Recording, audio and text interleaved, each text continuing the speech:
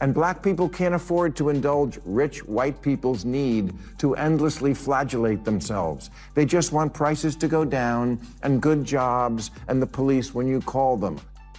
Well, if he's right, then why didn't people vote for the former prosecutor who actually had policy plans to help the working class?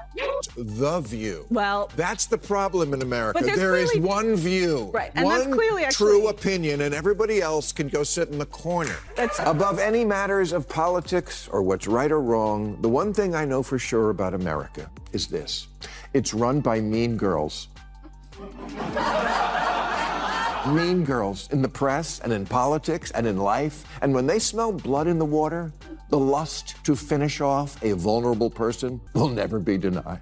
Bill Maher has Whoopi Goldberg in his sights again, and the attacks are hitting hard. What began as a cold fallout between two former allies has now turned into a 2-year war of words, with Maher often landing the sharper punches. But recently, things have gotten even more intense. His latest verbal shots hit so strongly that Goldberg is still trying to regain her balance. So what started this fire? And how savage was the comeback? Smash that subscribe button if you're new here, and let's get into it. Stop saying that Whoopi Goldberg getting yanked from The View right after she attacked me on The View is karma. There's no such thing as karma. Sorry. Sorry, but life is random. The only word to describe it when a big game hunter gets trampled by an elephant and then eaten by lions is hilarious. Maher wasted no time firing back, giving a sharp and brutal insult that described Whoopi Goldberg like a big game hunter who became too proud, went too close, and ended up getting crushed by her own lions. It was harsh, but very accurate in tone. But to really understand it, you need the full background. Goldberg was actually the first to strike during the height of COVID. She went after Maher on national television, calling him a hypocrite for questioning mask rules at a time when mainstream media treated them like absolute truth. That attack alone would have been enough. But Whoopi didn't stop there. She recently attacked again, this time mocking Maher for moving away from the political left and suggesting he had lost his ideological direction. That was a big mistake. Maher does not take hits quietly. He made sure she regretted opening that door again. Someone must tell the usual suspects on the far left that the saying is, when you're in a hole, stop digging. You just lost a crazy contest to an actual crazy person.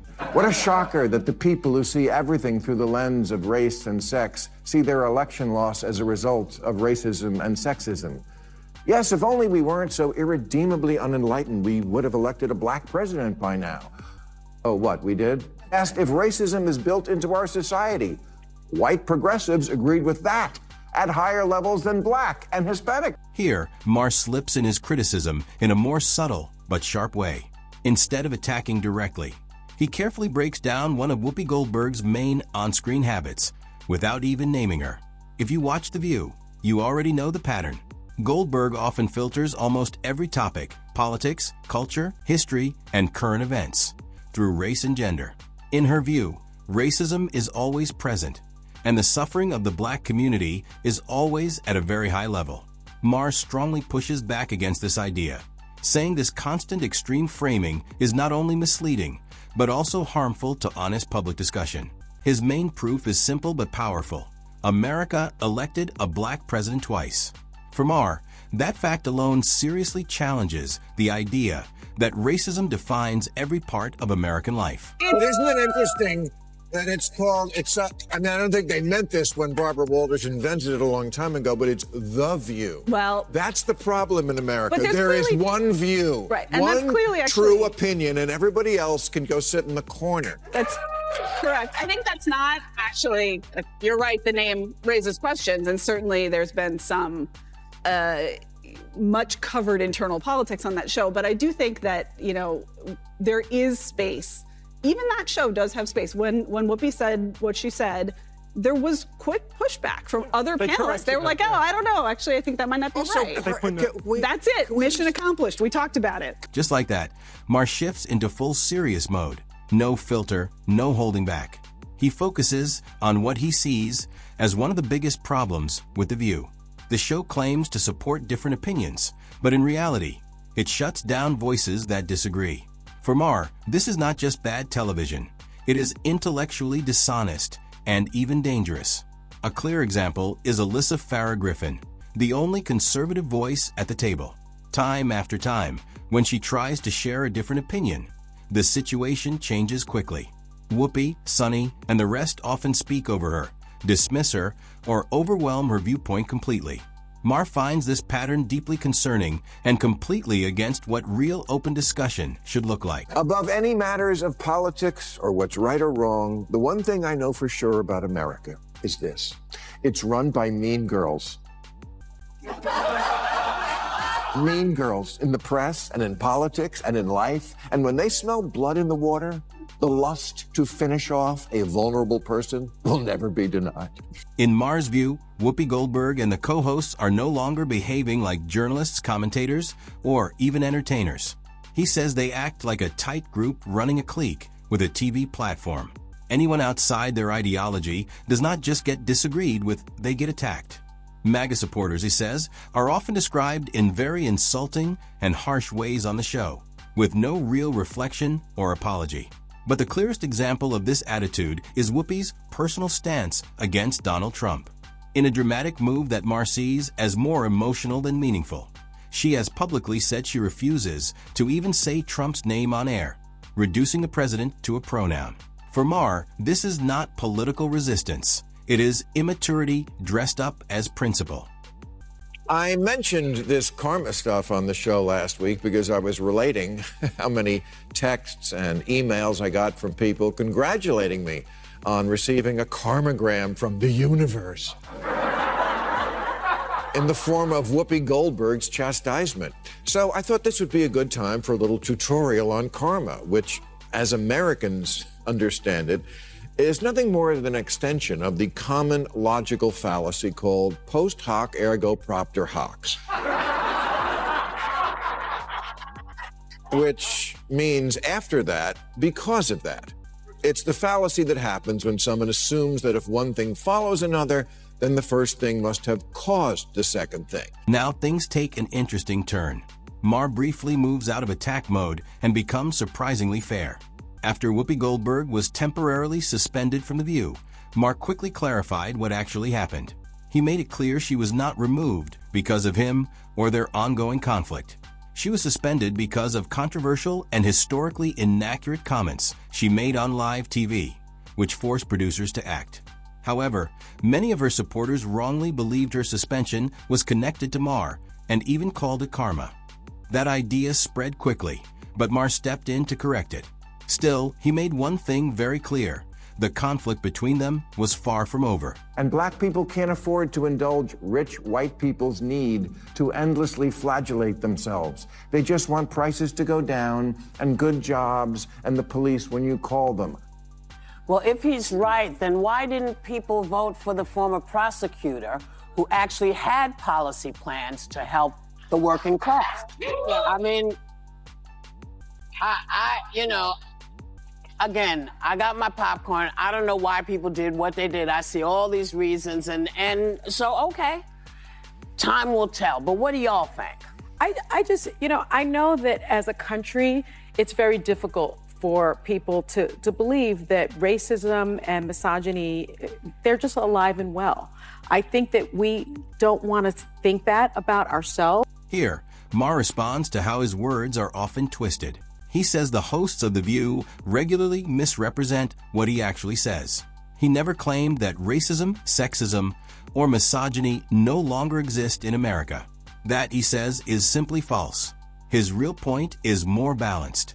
He argues that the extreme, dramatic picture often presented does not match real-world data and statistics. Yes, racism still exists, but ignoring progress is also dishonest. He points out that minorities in America today are achieving major success, building businesses, gaining wealth, owning homes, and entering politics at record levels. For him, the direction is clearly forward, even if problems still remain. But it's not like the left hasn't changed also. So I'm going to call it out wherever I see it. I mean, there are things that have to do with, gender and race and free speech and just ideas about, you can be healthy at any weight, and gender is always a social construct, and maybe we should give communism another try, and maybe we should get rid of capitalism and the border patrol, and let's tear down statues of Lincoln and get rid of the police. Just, no. It's not that I've gotten old, it's that your ideas are stupid. Maher also responds to the criticism that he has turned into a right-wing supporter. He strongly rejects that idea. His answer is simple. He has not changed. The left has changed. And he says Whoopi Goldberg and others changed along with it. Maher says the left he once supported stood for free speech, civil rights, and rational progressive thinking. But over time, he believes it shifted into something very different. He mentions ideas like open borders, defunding the police, removing historical statues, and even treating communism as a valid option. In his view, these are not traditional liberal ideas. He believes they are extreme positions that became more common over time. For Maher, this shift represents a deep identity crisis in the modern left, and he wants no part of it. You love to speak truth to power, and we always should, but you have completely lost the ability to speak truth to bullshit. The Democratic polling firm Blueprint told Democrats months ago that black voters, aka their supposedly liberal base, were more likely to find the president too liberal than too conservative. They also found that voters didn't just want Harris to distance herself from Biden, they wanted her to distance herself from what they believe the entire Democratic Party has become, a Portlandia sketch. Yes, there's a lot to not like already about the new regime, but maybe take 1 week to ask what you did wrong. The basis for Democratic campaigns has become, we're the smart people. That we know from the get-go. On this point, Maher says he is completely right. One major sign of an echo chamber is a lack of self-reflection, and he believes The View is a perfect example. After the 2024 election results, he says a serious discussion should have happened about what went wrong for the Democratic Party. But instead of reflection, he saw denial. Instead of questioning themselves, they blamed others. In their view, anyone who did not support them was simply uninformed or misled. Even when studies showed that many black voters saw Kamala Harris as too far left, Whoopi and the panel rejected it immediately. Maher sees this as arrogance, choosing comfort over truth instead of honestly facing reality. But they don't need to. Have you seen my "In This House We Believe" lawn sign? See, it says right on it, we believe in science.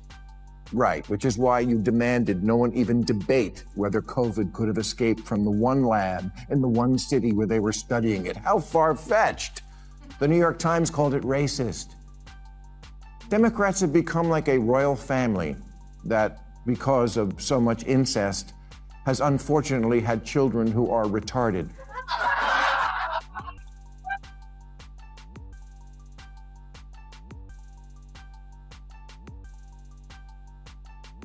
And the same thing can happen to ideas if they are also conceived in an atmosphere of intellectual incest. Maybe take the clothespins off your noses and actually converse with the other half of the country. Stop screaming at people to get with the program and instead make a program worth getting with.